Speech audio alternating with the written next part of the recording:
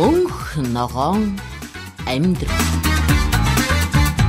Их байгаль дэлхийн үр хүүхэд бид мөнх ногоон амьдрахын ухаарлыг олцгоё.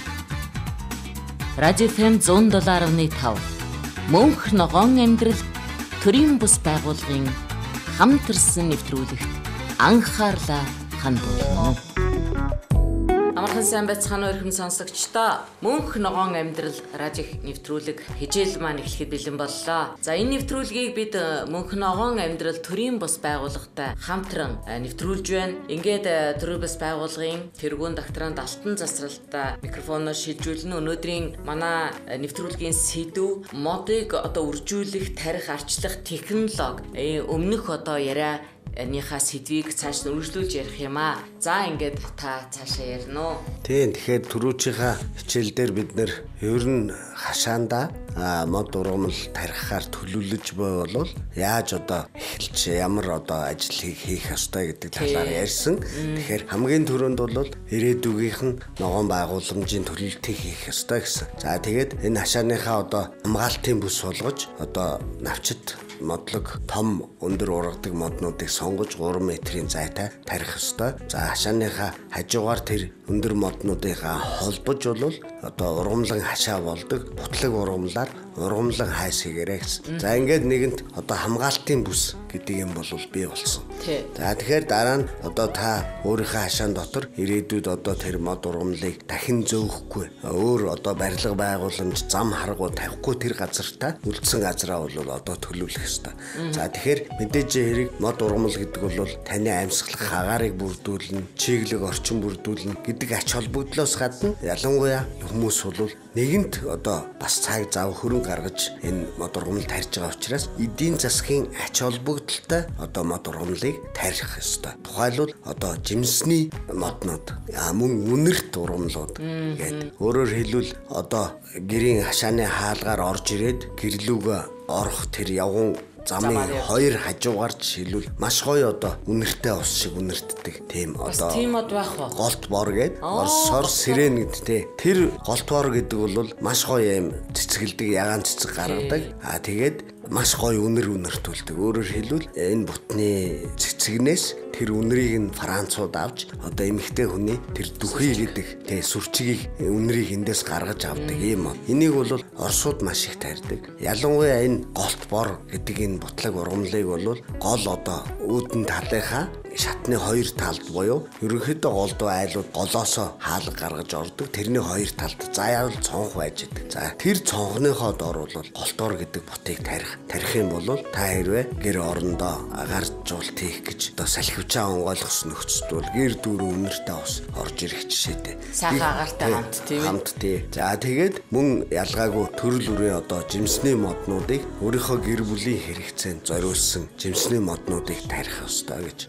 Тухайлбал айл болгонд цацрагны бас нэг хідэн бот тарих ёстой. Тэндээс одоо намар нь хурааж авсан жимсээ үлдээ бол бас хэрэгжилчихтэй. Хүүхдүүддээ хэрэгжилчих. Тухайлбал үхрийнүүд тарих хэрэгтэй, тоор тарих хэрэгтэй. Энэ дээр би зүгээр үхрийнүүдийг бол нэг онцолж хэлье. Түрүүн хичээл дээр ярьжсэн хамгийн гол зүйл бол бас өдөр жөнгөө одоо нар тусах тэр талбай бол ургамалд бол ургаж цаашаа өсөж хөгжөж нөлөөлөд байгаа. Манай нар бол бас ялангуяа сүүлийн жилүүдэд бол одоо бас энэ нарны гэрэл бол нэлээд одоо тийм хортой болж ирж байгаа. Ягаад тэгэхээр энэ нарны янз бүрийн туяаг шүүдэг одоо манай дэлхийн гадуурх одоо бүрхүүл болсон тэр озоны давхар гэдэг бол зарим газараа цоорсон ингэрсэн учраас энэ нарнаас ирж байгаа хүнд хэрэггүй, ургамалд хэрэггүй одоо туяануудыг шүүж чадахгүй орж ирж байгаа толгой. Тийм учраас үхрийнүүдийг бол аль болох өдөрт нэг талан нар тусгаар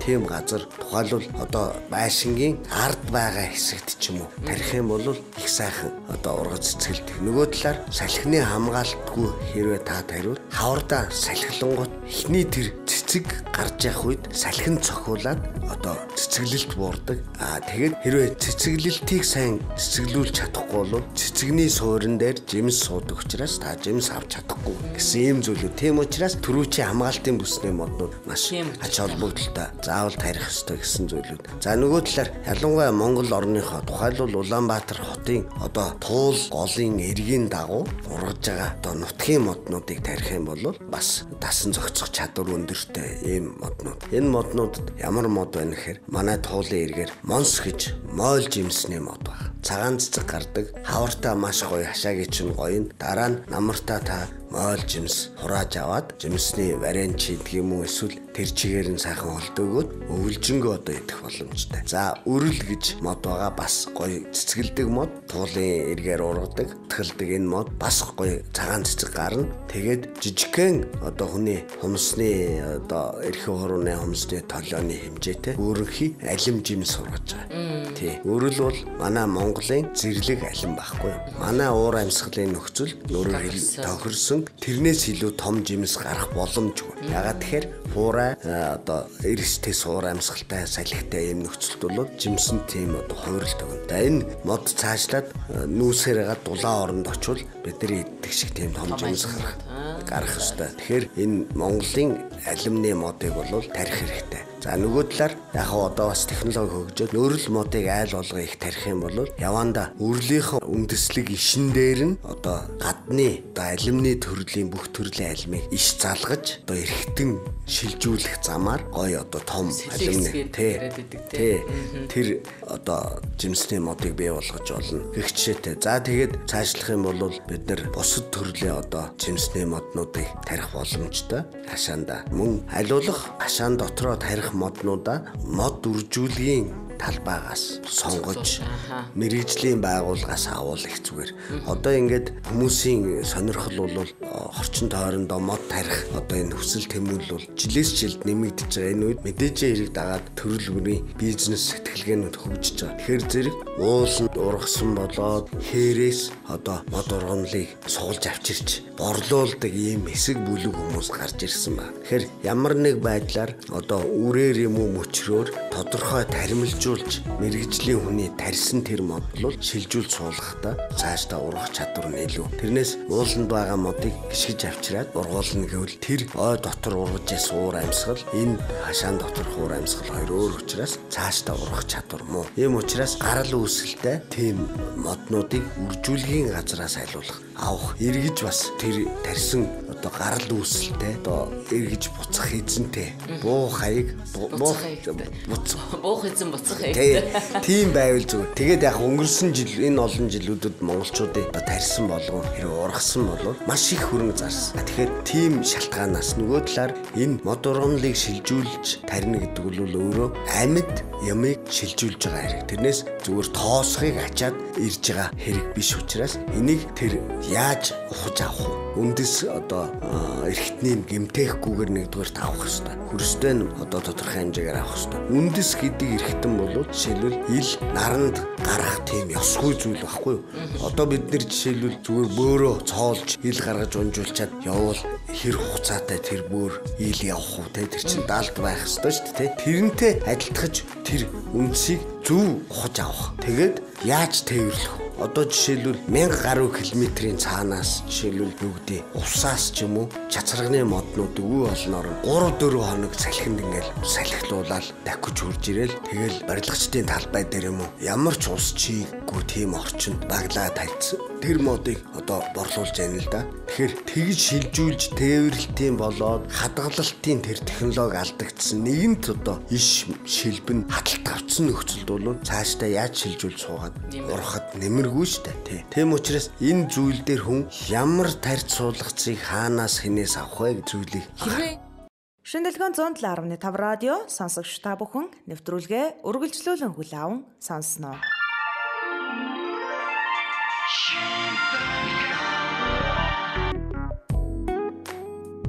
авцраадгүй энэ яг одоо тарьсан суулгасан гэдэг ингээд бид нар таньж мэдэх ямар арга байх вэ? Одоо энэ бол одоо яг мод үржүүлгийн газрын ухаан, энэ бол ухаад ирсэн байна гэдгийг бидэрт яаж таньж мэдэх вэ?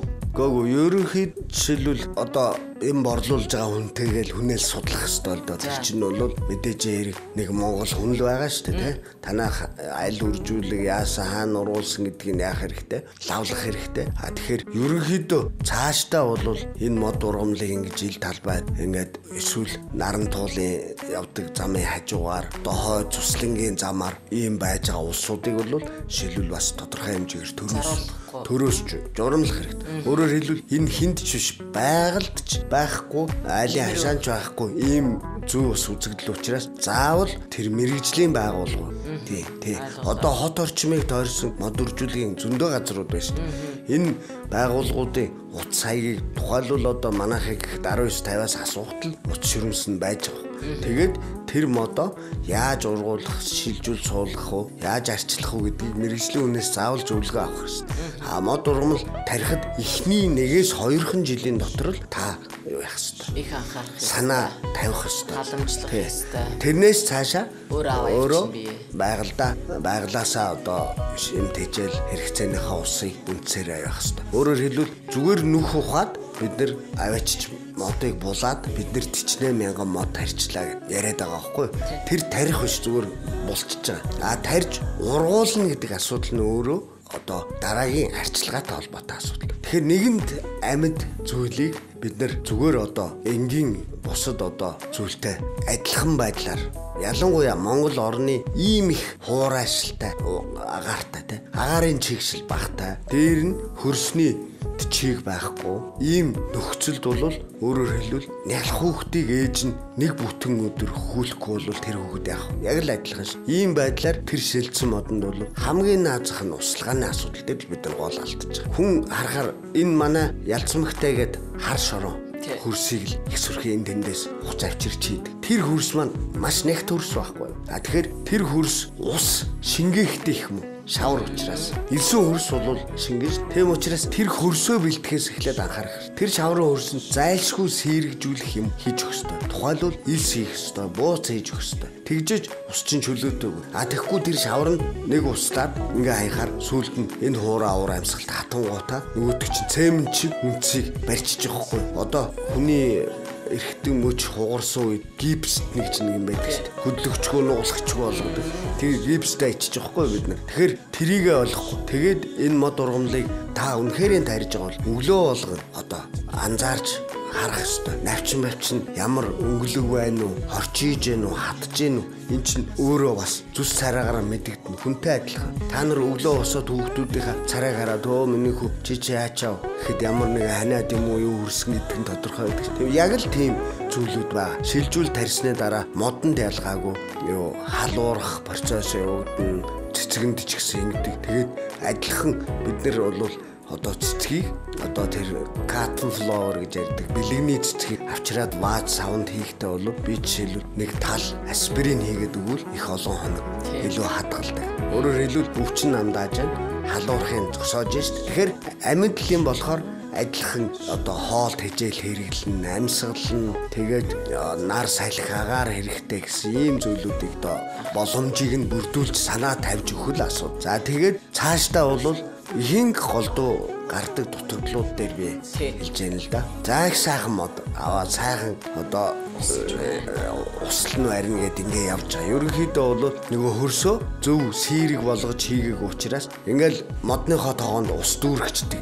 Мэлтийтэл услаад ёстой сайхан боллоо гэдэг. Тэгээ жоохон байжгаад тэр ус нь алга болдог. Тэр нь юу гэхээр зэрэг манай нөгөө хуурай агаарт дээш уурш алга болчдөг. Одоо бороо орсны дараа энэ засмал зам дээр тогтсон тэр ус маш богино хугацаанд алга болдог байхгүй. Агаарт ууршаа авчиж байгаа. Тэгэхээр тэр хүн тэр модоо усалдсан гэж ойлгодог. Нөгөө ус нь модны үндсэнд очих хэвээр. Тэгэхээр нэг зүйлийг манайхан хатуу ойлгох хэвээр. Өөрөөр хэлбэл энийг аливаа зүйлд ухаанаар хандах хэвээр. Модны үндэс гэдэг эрхтэн болвол хөрсөнд байгаа шим тэжээлийн боцыг усанд ууссан шингэн хэлбрээр сорж авч өөрийнхөө иш мөчөр навч цэцгэнд өгнө. Шороог иддэггүй байхгүй.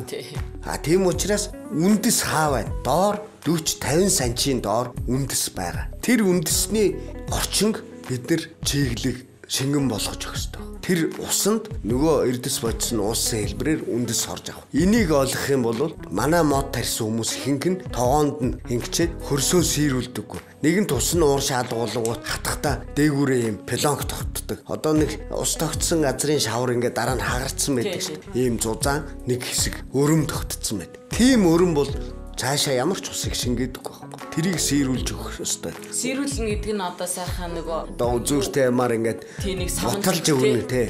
Боталж өгнө гэсэн үг. Тэгээд нөгөө талаар та тэр модныхоо нөхөн доторх чигийг тодорхой үзүүртэй ямаар ухаж үзэх хэрэгтэй.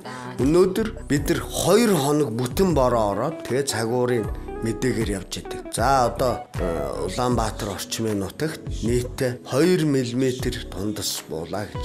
Тэгээ бодоод үзтээ. 2 хоног орж явахад 2 мм. Тий. Тэгжил миллиметрээр ярьдаг гэдэг байхгүй. Тэгэхээр хүн юу гэж андуурдаг? Бороо орсон юм чи услаад явах гэж байхгүй. Тийм учраас тэр үндсэндх чигийг алдаахгүй баян нэвчэртэл шингээж шингээж хоримтлуулж услах хэрэгтэй. Ялангуяа одоо намар мод тарьж байгаа хүмүүс бол тархины өмнө нүхэндээ одоо хөлдөөгөө байгаа хөрсөндөө ус хийж бүр хонуулаад доош шингээгээд тэгээд модоо тариад байн ус хийж бүр нэвчэртэл ус хийж энийг намрын цэник услахыг бүх одоо тарьсан мод ургамалда цэник услахыг заавал хийх ёстой. Хавар газар гисээд ирэхийн цагт тэр ус чинь одоо гисээд тэгээд мод ургамалд тэр хаврын дижэл амин дэм болж өгнө гэсэн. Гэх мэтийн ийм зүйлүүд дээр өөрөөр хэлбэл хавар намар хоёр бол заавал цэник услах. Хавар одоо дахиад задраад ирэх үед бол зайлшгүй услахыг сайн хийж өгөх хэрэгтэй. Дараа нь харж агаад цэцэглэлтийнх нь үед сайн ус хийж өгөх хэрэгтэй. Ингээд жилд бол ядаж нэг 3 удаа маш сайн цэник услахыг хийж өгчээж тэгэх юм бол таны хүссэн мод ч нургана л гэсэн.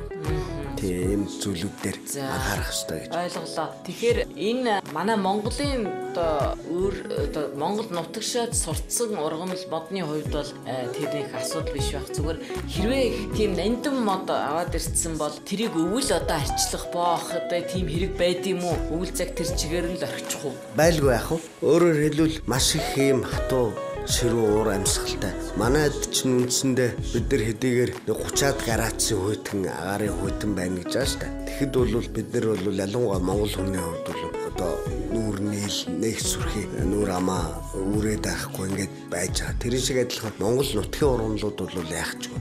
Ялангуяа гаднаас оруулж ирсэн гоёлын болоо жимсний тэр талуун дулаан орны ургамлууд бол үнэхээр гадаа орчин нөхцөл бол энэ өвлийг өнгөрөх бол хүнд мөн таримл энэ одоо жимсний моднуудыг бол заашгүй үүлд бэлтгэж очих ёстой. Тэр битгий л одоо яг ерөн зүгээр хуурай уур амьсгалтай одоо хүйтэн газар бол хэдийгээр тийм жавартай жиндүү хүйтэн байдаг ч гэсэн нэг тийм одоо ясан тулталд арах нь гайгүй. Тэгэхэд Бээжин ингээд дулаан газар тэр чиглэг уур амьсгалтай дээр жоохон хөөтрэхэд бол бүр тий гол төртөл хүйд орвол. Тийм учраас тийм дулаан газрын одоо Бээжингийн одоо цэцэрлэгт хүрээлэн гудамжнуудын модыг та бүхэн анзаарсан бол гадуур нь юм шууд агаар гэж боож бүрдсэн юм байж байдаг. Нөгөө талаар маш их одоо юутай учраас ялангуяа Улаанбаатар бол одоо утаа ихтэй учраас тэр ургамал чинь өөрөө бас амьсгалж байгаа юм. Тэрэнд нь тэр даад хортог ордог учраас бас тэрийг хамгаалах хэрэгтэй. Нөгөө талаар ерөнхийдөө таримл моднуудыг бол зайлшгүй одоо тэр их хүйтнээс хамгаалж одоо үрцсээр юм уу ялангуяа цаас орсон үед бол орчныхын цасаар ингэж хучиж бүтээж өгөх хэрэгтэй. Зарим одоо моднуудыг татаад гадслаж бүр юм хажууд тийш намхан болгоод дээгүүр нь одоо сүрэл мөрөл бүс янз бүрийн юмар хучиж ингэж өвлжүүлдэг юм учиртай. Тэ. Дэнэс үндсэндээ бол манай хөрсөн дээр хасах 50-аас дээш градус, 100-да хөрсөн дээр нэмэх 50-аас дээш градус. 100 градусын зөрүүнд энэ амьд ургамал яг нэг байсан байранда ургаж байгаа зүйл байхгүй юу?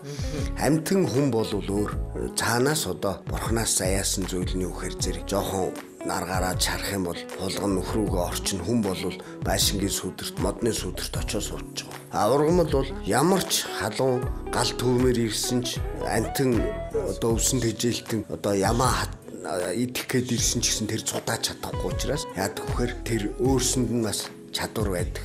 Үхээр зэрэг тэр эрхтний тастад идчихэд буцаад нөхөд ургачих юм боломж байдаг байхгүй. Тэм учраас ер нь бол Монгол орны нөхцөлд бол энэ ургамлыг бол ургахт нь бол сөрөг маш их хүчин зүйлүүд байна. Тэрэнд хүн ухаанаар тусалж дэмжих ёстой л гэсэн юм зүйл.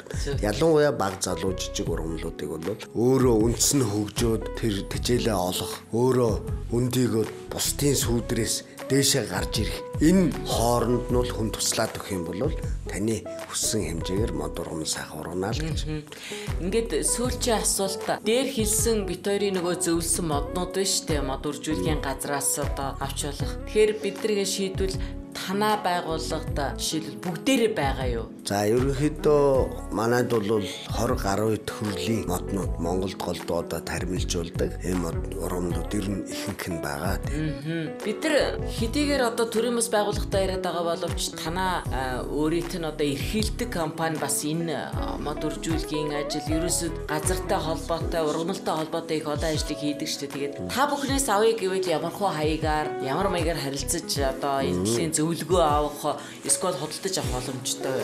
Тэгэхээр зэрэг манай одоо төрийн бус байгууллагын гол зүйл нь бол энэ байгаль орчныг хамгаалах, нөхөн сэргээх, ялангуяа ард иргэд хүүхэд залуучууд экологийн боловсролыг дээшлүүлэх тал руу голдуу анхаарч явдаг. Миний өөрийн одоо эрхэлдэг аж ахуй Асрал гэж компани байдаг. Тэр компани бол өөрийн мод үржүүлгийн газар үлэмжийн аж ахуй байдаг. Тэгэхээр тэнд үржүүлсэн моднуудыг бид нэр байгууллагын дэргэд экобирж гэдэг одоо ийм онлайн мэдээлэл сурчлагын ийм одоо худалдаа эрхэлдэг.